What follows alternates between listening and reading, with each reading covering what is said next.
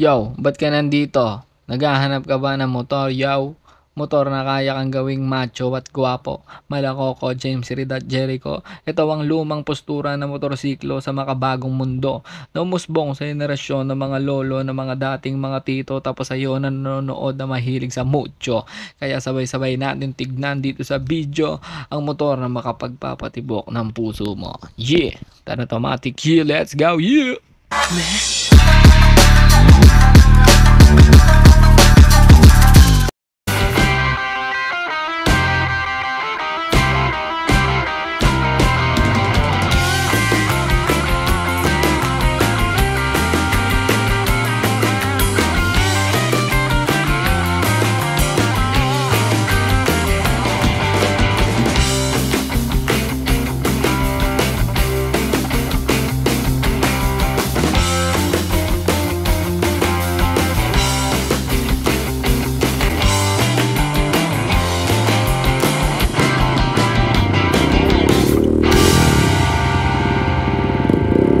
Yo, so yan mga padi, nasa harap natin ngayon is Cafe Racer 152 ng Keyway. Silipin natin kung ano yung mga meron dito sa motor na to. So sobrang basic lang naman ang motor na to. As in typical lang, walang kaarte-arting motor.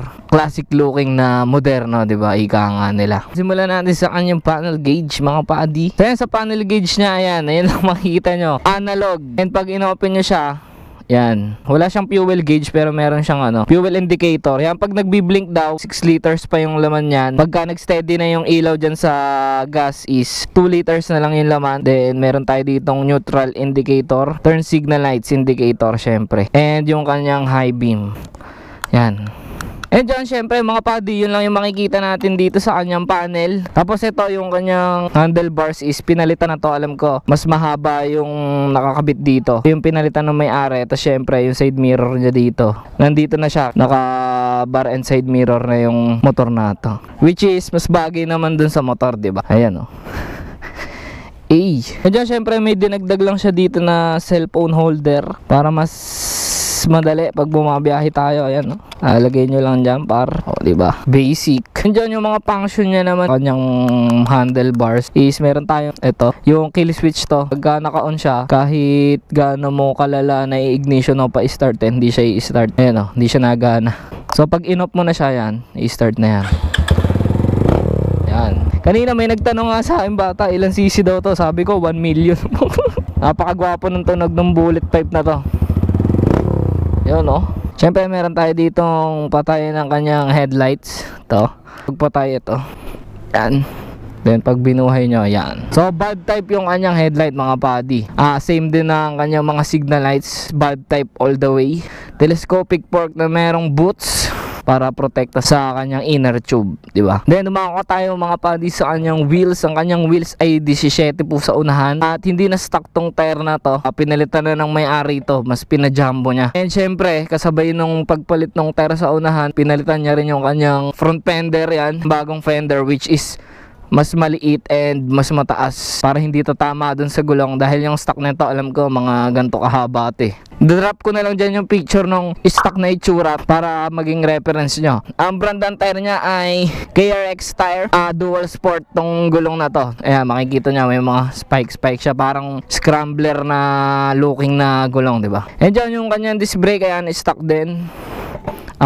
Simple lang and yung caliper niya color gold and wala siyang brand na nakalagay dito. Dyan sa kanyang rear tires naman, nagsusukat po ng 130 by 80 17 din. 17 na sukat ng kanyang rims harap likod mga padi. And itong 130 by 80 na to is pinalitan na rin ho ito dahil mas maliit yung mga nakalagay na slack tire dito. Pinalitan niya para mas lumabas. Kasi sa mga classic bike ang magdadala sa iyo dyan is yung goma. Mas malaki, mas gwapo. Kaya yun, ayun talaga yung mga unang papalitan mo dito sa motor na to pagka nakabili ka ng ganitong motor. Medyo kanya suspension mga padi, may baso siya ito. Natural lang working tong mga baso na to pero yan, ganito po yung stock na suspension niya, spring load, pwede adjust. Pansin ko lang dito medyo matigas siya, matagtag. Siguro naka-design to pa talagang pambaragan, kasi pagka mga pangbaragan na motor talaga mga padi is medyo tigas na shock, stiff na shock yung nilalagay nila. Ito po yung sa kabila, dual shock po yan na, diba? So ayan, yung kulay dito wala namang binago dyan, all black yan, kaya napakagandang tingnan. And dako tayo dito sa kanyang signal light sa likod. Ito po yung kanyang signal light sa likod. Ingatan nyo lang to dahil medyo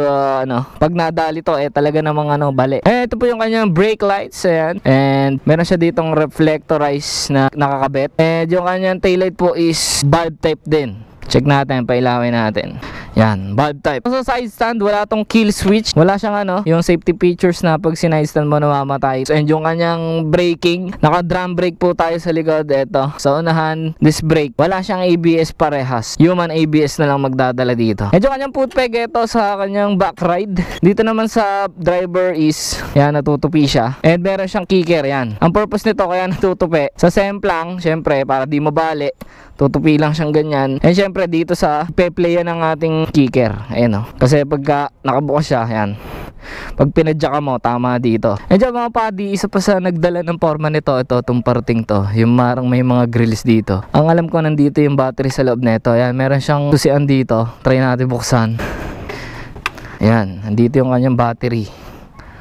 Ayan po, kita nyo ba? Yan, meron siyang susian dito. Paano ito ibalik? Medyo mga padi yung kanyang transmission, yung kanyang cambio is 1 down, 5 up, which is 5 speed po itong motor na to. And specification sa Google, ang lumalabas po na kanyang displacement talaga ay 149 lamang po. Pero yun na yun, round up na yun, kaya naging 1.5 to siya.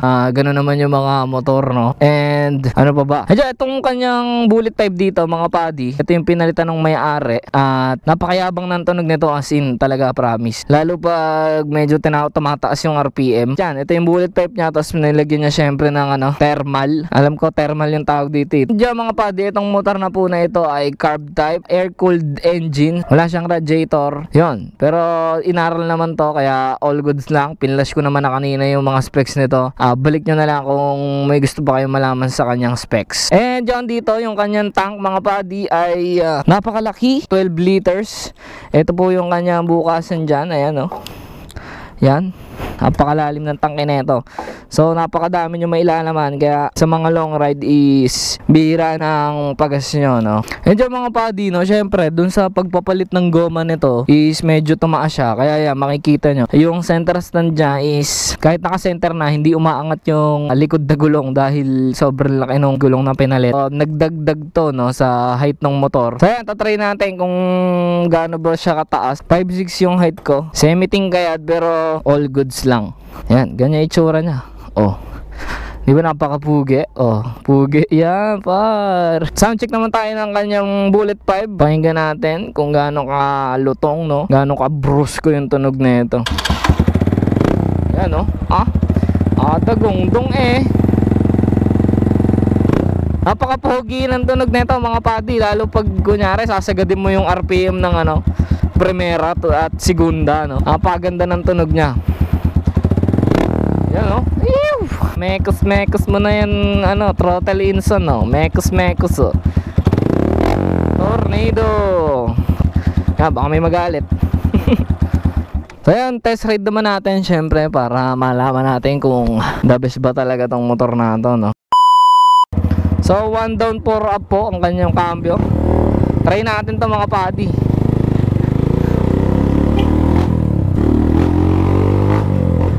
Maganda pa dito sa motor na to mga padi, no? Tangina, nakakabali ng leeg Tamo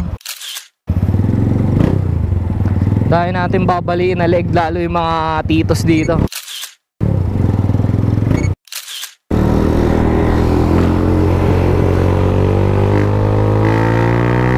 Ayos din, par. So, malakas yung torque, syempre manual to, kaya kontrolado mo kung gaano ka bilis yung alis niya, no? Responsive naman yung throttle, and yung kanyang suspension sa unahan malambot, ayun, no? Hop. Okay yung brakings mga padi kahit wala siyang ABS. Sulit na rin to mga padi sa presyo niyang 61 something yan. Flash ko na lang dyan magkano yung cash na ito, pero sobrang affordable nitong motor na to.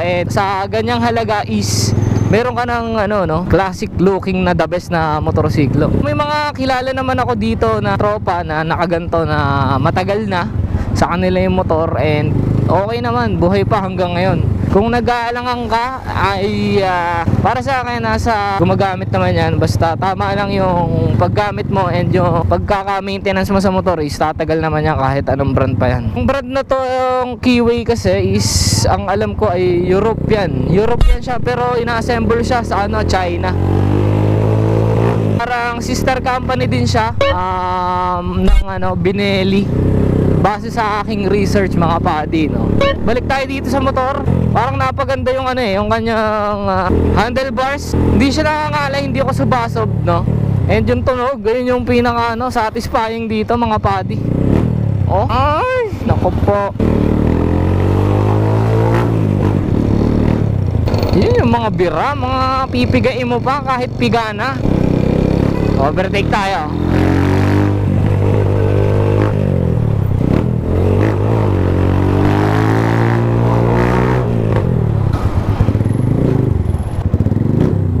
Lakas par.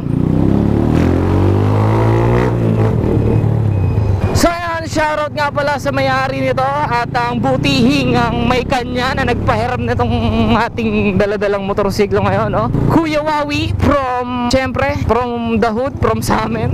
Shoutout sa'yo, Papi Wawi. Maraming salamat sa opportunity na ibigay mo at pinagkaloob mo sa akin na maisubukan ng iyong motorsiklo.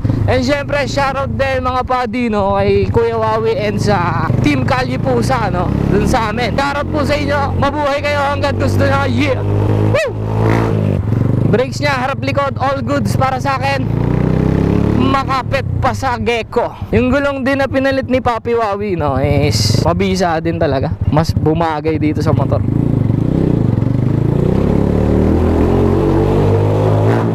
Napakaingay, no. Parang naghahamon ng away eh. Alright, maganda ang kanyang handling at lahat, no.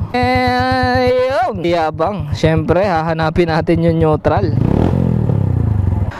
So mga padi, hanggang dito na lang. Overall, yun lang naman yung para sa akin, no. Yung sinabi ko nga kanina na wala sa brand dyan mga padi, no. Nasa pag-aalaga nyo yan. Kahit anong brand ng motor yan is all good naman yan. So dito sa motor na to ay yun, kung may bala kang bumili nito is punta ka lang sa pinakamalapit na kasa ng Mitsukoshi dyan sa inyo. Tanong mo lang kung magkano yung monthly. So mga padi, no, yun lang lahat yun. Maraming salamat sa numapos ng video. Kung di ka pa nakasubscribe is mag-subscribe ka na para magkadabisa na. G! Yun lang, man. I'm out. Pew!